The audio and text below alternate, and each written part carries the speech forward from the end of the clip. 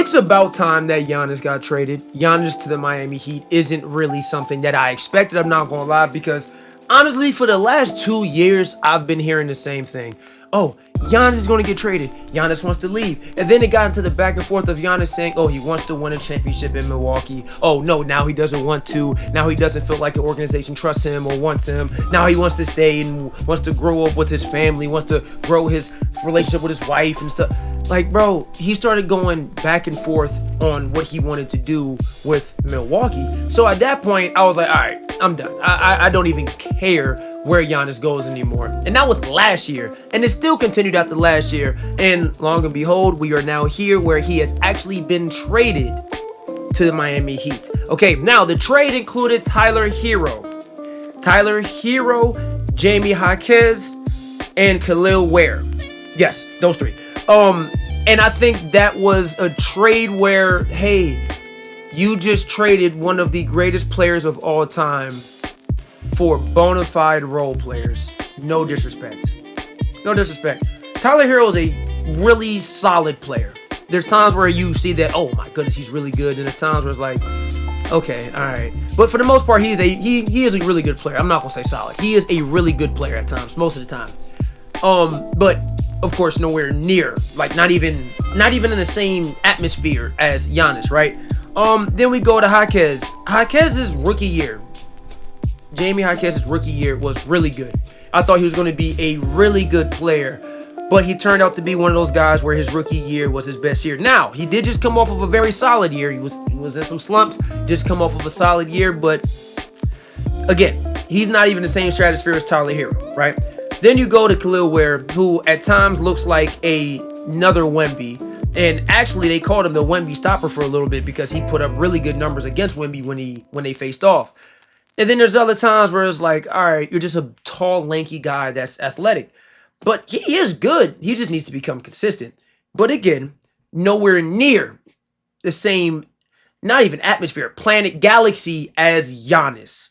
Okay? So that's where the issue lies. Now, what we need to realize is that Bobby Portis was also included into the trade. Also with 3 first-round picks, including the number 13th pick, 1 pick swap, and a second rounder, okay? So that was also thrown in for Giannis and Bobby Portis, along with Tyler Herro, Jamie Jaquez, and Khalil Ware. So it's not a totally bad trade, but you didn't really give a haul out for one of the greatest players of all time.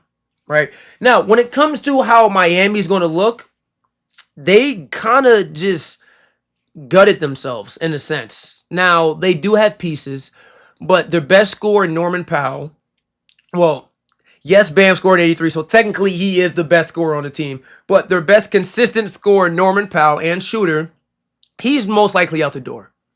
So if he's most likely out the door, then who is really going to score the ball? Davion Mitchell is a really good, a really solid point guard. He still has a long way to grow. So for him to be because I think it's fair to assume that the Heat are on championship timing now. Davion Mitchell is not a championship point guard yet. I mean, he could be, whatever case may be, he's not there yet. Andrew Wiggins, he's already won one, but he's kind of looking like on the decline of his career towards the tail end. Nothing wrong with that. That's just nature when it comes to these sports, just in life in general. It is what it is. Then you got Bam, who's still there. That's cool. But again, if Norman isn't there, then who's starting? Because they don't really have too many guys. Even before they made the trade, they didn't really have a deep roster.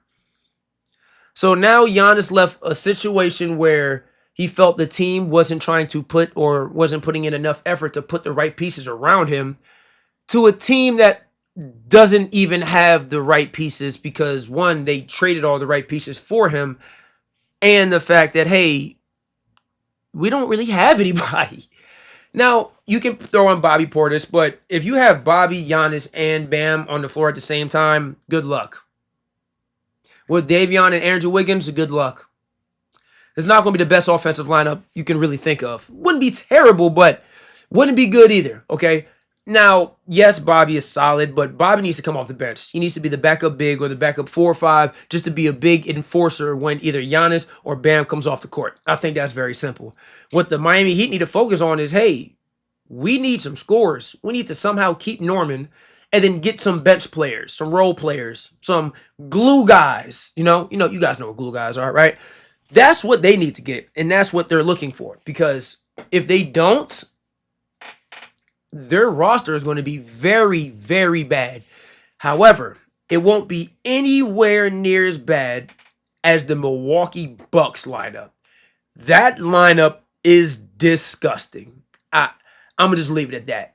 I'm not going to sit here and try to shit or down these guys, but this might be one of the worst rosters on or in the Eastern Conference. And I'm saying that because, the league is starting to get a little more competitive. The weaker teams have decent rosters now, and this is just not one of them. It is not. So we're looking at a lineup of Ryan Rollins, who is actually very solid, right? Point guard lineup, Ryan Rollins, KPJ, I don't know how to pronounce his name. Crass Prayers, I've seen him play before. I just never know how to pronounce his name. Who is solid. At the 2, Tyler Herro, AJ Green. That's actually pretty interesting. At the 3, Jaquez, Ousmane Dieng. Okay, I actually know who that is. I didn't know that was his name, though. What the heck? Ousmane Dieng. And then for the 4, we got Kyle Kuzma, Pete Nance. For the 5, Khalil Ware, Miles Turner. Plus the picks they gathered. Yeah, no, this is a disgusting roster. That is bad. That is bad. Now, don't get me wrong. They have individual guys that can play. Like, this entire starting lineup, all of them individually can hoop somewhat. But to put them all together, like, for example, who's the vet? Who's the leader? Who's leading the squad? Who's stepping out and saying, hey, we're going to get behind me?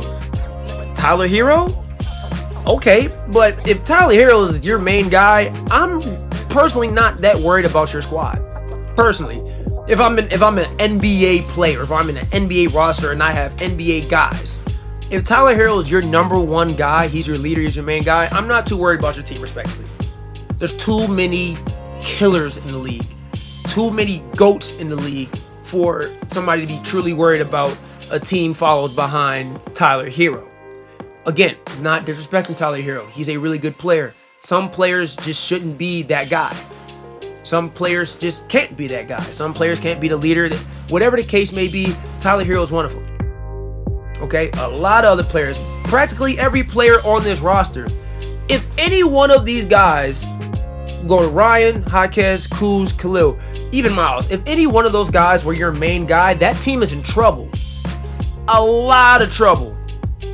A lot of trouble, okay? It's just not going to work. So this team is going to struggle. Granted, I hope they stay healthy, but if they have any type of injuries, yeah, it's wraps. It's cooked. It's cooked. It's not going to go well for them. So I hope that they find some type of chemistry within or amongst each other to really get this thing going. But it's not going to look too good for them. It's not. Now, they do have future picks. Like we talked about, they have 3 picks, 1 first round swap and a second rounder. So they have some picks to potentially build off of this. And they got some young guys. They got some young guys that can potentially bloom into something really good, or they can potentially trade the guys that they already have to do something else with it. There's a lot of options that they can go with, but this roster ain't it right here. It's not. They're going to struggle. They're going to struggle. I would say bottom 5 of the East. 4, now they're playing. Bottom 4 of the East, just off of how the East is going to look. Now, if you're wondering how the Heat are going to look, yes, their team is in deep, but we're talking about Giannis, okay? We are talking about Giannis. Like I said at the beginning or earlier in the video, we're talking about one of the greatest players of all time, right? We're talking about one of the greatest players of all time. He's going to get it done. And when I mean get it done, he's going to help this team win more games, not win a championship. They are not winning a championship with this roster. But him and Bam, that alone, defensively is a nightmare. What do you mean I got to worry about Bam and Giannis? Side by? Nah, I'm good. Why would I want to deal with that? Nobody's truly going to want to deal with that, but they're going to have no choice. And they're going to have to hoop. And this team is going to be competitive strictly because of Giannis. That's how impactful Giannis is. I'm not saying Bam isn't good. But again, he's not in the same stratosphere as Giannis. Giannis is a top 20, 25 player of all time. He moves the needle. Probably the most consistent player over the last 5 years in the NBA. Just 30, 12, and 5, 30, 12, and 6, 29, 13, whatever the case may be, you know he's putting those type of numbers up. So that's what you expect from Giannis.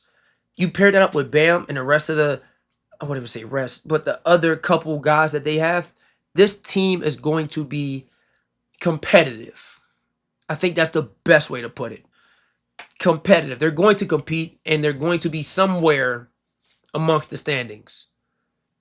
And you have to respect that. And it's mainly because of, again, Giannis, but still, you got to respect what the Heat are going to or even might be able to bring to the table this next year with Giannis in a Miami jersey. But back to the Bucks, okay, because we already know the Heat, they're in a win-now situation, all right? So if they're not trying to win with Giannis in the next couple of years, they're going to have to build something around Giannis.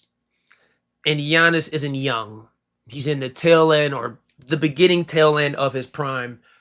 It's not going to be the best thing for them to try to build around him. Now, don't get me wrong, if they can do it in the next couple of years, great. But what I mean within the next couple, 1 to 2, max 3 years, if they truly want to get it done, and with Bam in the picture. But again, to the Bucks and what they have to deal with. So when it comes to their roster situation, they have 12 guys under contract. 12. 3 open spots. When you really look at who's available and who might not be there, it's going to look very weird. It's going to look weird. And when the trades come in, this might look totally different. And I'm talking about this because, again, what are the Bucks going to look like?